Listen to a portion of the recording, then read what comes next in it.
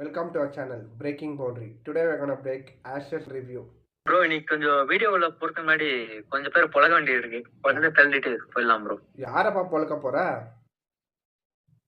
நம்ம உங்க ஆள் இருக்காரு. எங்க ஆள்னா யாருப்பா? கரெக்டா சொல்லு வீடியோல. உங்க டீம் ஆளு, உங்க டீமை சேர்ந்த ஒருத்தர் இருக்காரு. யாருப்பா பேரை சொல்லியா? ரொம்ப ஆர்வமாக்குது. உங்க பினிஷர் ஜித்தேஷ் சர்மா பத்தி போடலாம். ஜிதேஷ் சர்மாவா? அவரா? தோசை, இட்லி, சாம்பார், சட்னி என்ன பண்ணாரு சொல்லுங்க.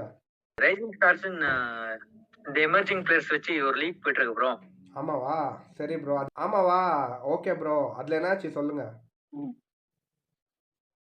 அதுல வந்துட்டு பாகிஸ்தான் கூடயும் பங்களாதேஷ் கூடயும் ஒரு டிஃபீட் ஆயிருக்கு. எது? இந்தியாவுக்கு. எது? பாகிஸ்தானா? பங்களாதேஷ் கூட எல்லாம் வந்து ஒரு செமிஃபைனல்ல ஒரு லாஸ் ஆயிருக்கு. யோ, பங்களாதேஷ் கூட விடுங்க, ஓரளவுக்கு மன்னிச்சிடலாம். ஆனா இந்த பாகிஸ்தானை வந்து மன்னிக்கவே முடியாது. ஏன்னா நாங்க அவங்க கிட்ட ஒரு ரெக்கார்ட் மெயின்டைன் பண்ணிக்கிறோம். இந்த பங்களாதேஷ் செமிஃபைனல் வந்து லூஸ் எப்படி ஆச்சுன்னா, சொல்லுங்க ப்ரோ. எப்படி ஆச்சு? கம்ஃபர்டபிள் வின்ல இருந்து எப்படி எல்லாம் சோக் பண்ண முடியும் பக்காவா சோக் பண்ணாரு. ஏங்க அவர் இப்போ இந்தியாவுக்கு ஆடுறாரு இல்லைங்களா? ஸோ ஸ்டார்டிங் சோக் பண்ணி தான் ஆகணும். நாமளே ரொம்ப வருஷமா சோக்கர்ஸாக தானே இருந்தோம். இது வந்துட்டு இந்தியா வந்து 18th ஓவர் வரைக்கும் ஒரு 140+ தான் கொடுத்திருந்தாங்க. அப்புறம் 19th நமந்தீர் கொடுத்தாரு. ஏங்க நமந்தீர் வந்து பாத்தீங்கன்னா எம்ஐல பாலிங் போட ஆள் இல்லைன்னா கொடுக்குற பிளேயர் ப்ரோ. அவருக்கெல்லாம் எதுக்கு கொடுக்க போனாரு? அதுவும் 19th ஓவர் கொடுத்திருக்காரு ப்ரோ. 19th ஓவரா? அதுவே ஒரு பெரிய கிரைமுங்க. போச்சு ரன் அப்போ வந்துட்டு last ball 4 runs needed. 1 ball 4 1 ball 4 runs needed. அப்புறம் என்னாச்சு? ஹர்ஷ் டூபேன்னு ஒரு bowler ஒருத்தர், அவர் வந்துட்டு ஒரு சிங்கிள் தான் தட்டி இருப்பாரு. அது பங்களாதேஷ் ஃபீல்டர் டொல் விட்டுருப்பாங்க. அதுல 2 ரன் ஓடுவாங்க. இப்போ ரன் அவுட் மிஸ் பண்ணி இன்னொரு டொல் விடுவாங்க. அதுல 3 ரன் ஓடிடுவாங்க. அந்த 3 ரன் ஓடி சூப்பர் ஓவர் போறாங்க இந்தியா. சூப்பர் ஓவர்ல தோத்தாங்க. சூப்பர் ஓவர்ல இன்னொரு சோக் நடக்குது ப்ரோ. அதுல யார ப்ரோ சோக் பண்ணாங்க? இந்த டோர்னமெண்ட்ல பெஸ்ட் பிளேயர் நம்ம பொடிப்பேன் சூரியவன்ஷி. சூப்பர் ஓவர் வந்துட்டு அவரே இறங்குறாரு. ஆமா ப்ரோ. இந்த மாதிரி ஆட போறாங்க. ஆமா ப்ரோ. இந்த மாதிரி ஒரு இன்சிடென்ட் ஆச்சு லாஸ்ட். இது கொஞ்சம் அவுட் ஆஃப் த டாபிக் தான், பட் சொல்றேன். ஏன்னா இது ஆர்சிபி ரிலேட்டட், அதுக்காக சொல்றேன். லாஸ்ட் இயர் WPL பார்த்தீங்கன்னா இந்த மாதிரி தான். ஒரு எலிஸ் பேரி வந்து ஒரு 80 அடிச்சிருப்பாங்க. அன்னைக்கு ஸ்மிருதி மந்தானாக்கு பேட்லேயே படல. ஸோ அவங்க பெரிய அனுப்புறது பதில் அவங்களே போனாங்க. ஸோ இவரும் ஆர்சிபி இருக்காருல்ல, இந்த ஆர்சிபி பிளேயர்ஸ் இந்த கேப்டன் ஆகிட்டாலே ஏதோ ஒரு இது வந்துடுதுன்னு நினைக்கிறேன். நானே போய் அடிக்கணும்ன்ற மாதிரி. ஸோ பார்க்கலாம். பட் தலைவன் கோலியும் அப்படிதான் பண்ணான். பட் தலைவன் எப்படி அடிச்சு ஜெயிச்சிட்டான் அன்னைக்கு அந்த ஏபிடிஎஸ் மேட்ச். சூப்பர் ஓவர் இறங்குறது கூட நான் தப்பு சொல்ல மாட்டேன். எடுத்த உடனே ஒரு ஷாட் ஆடினாருங்க. அதாங்க நான் அந்த ஷாட் போடுறேன், நீங்க பாருங்க. அதான் என்னங்க இந்த மாதிரி ஆடி வச்சிருக்காரு. அவர் பாத்தீங்கன்னா குட்டி கொஞ்சம் வைபவ் சூரியவன்ஷி எல்லாம் கத்துறாருங்க. அவர்கிட்ட எல்லாம் பேச்சு வாங்கியிருக்காரு. இது அவர் ஏன் வந்து எனக்கு கோவம் வந்துச்சு இப்போ தோணுது. ஏன்னா அவர் வந்து ஃபார்ம்ல இருந்திருக்காரு.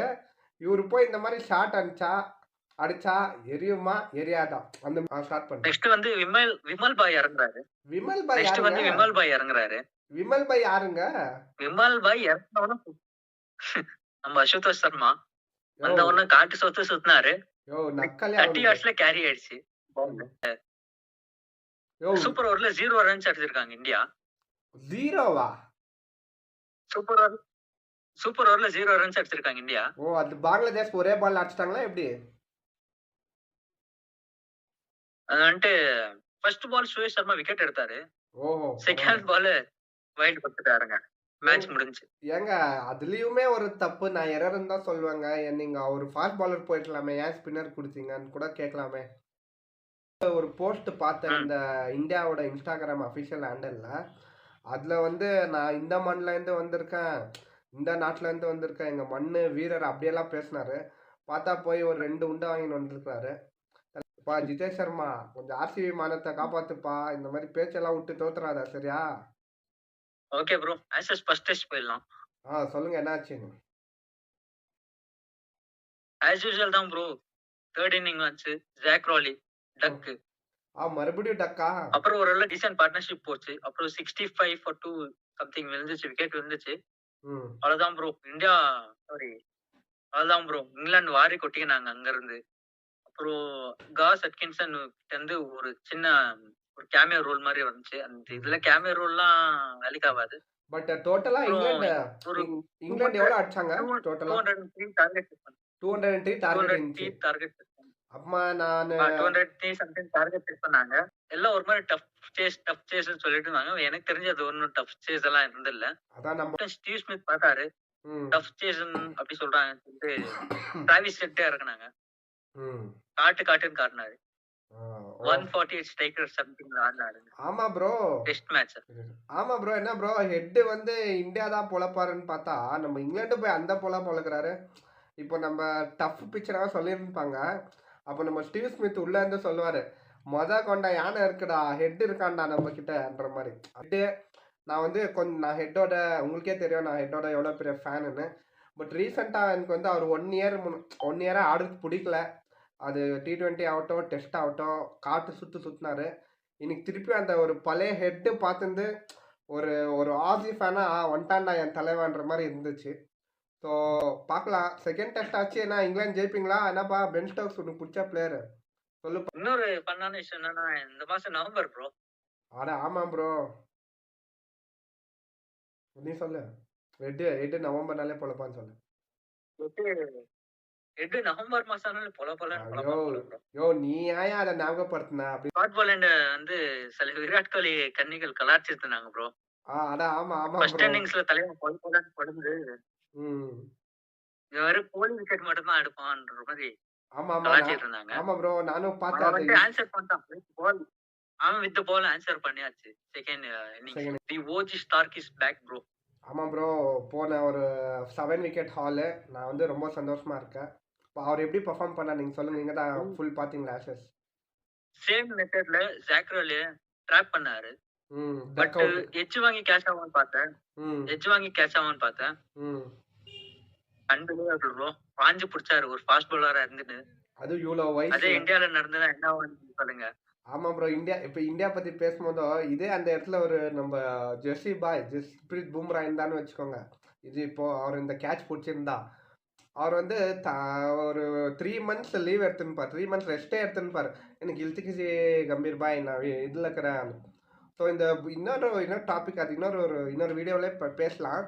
அதாவது Bumrah is scamming Indian team and Indian பிளேயர்ஸ்ன்ற மாதிரி அவருக்கு மட்டும் ஒரு ஸ்பெஷல் சலுகை இருக்குது. அது இன்னொரு வீடியோவில் பேசலாம். ஓகேங்களா ப்ரோ? ஏன்னா நம்ம பி நாய் வந்து பார்த்தீங்கன்னா உங்கள் மெக்கலமா பொழுதுருக்கார் போல.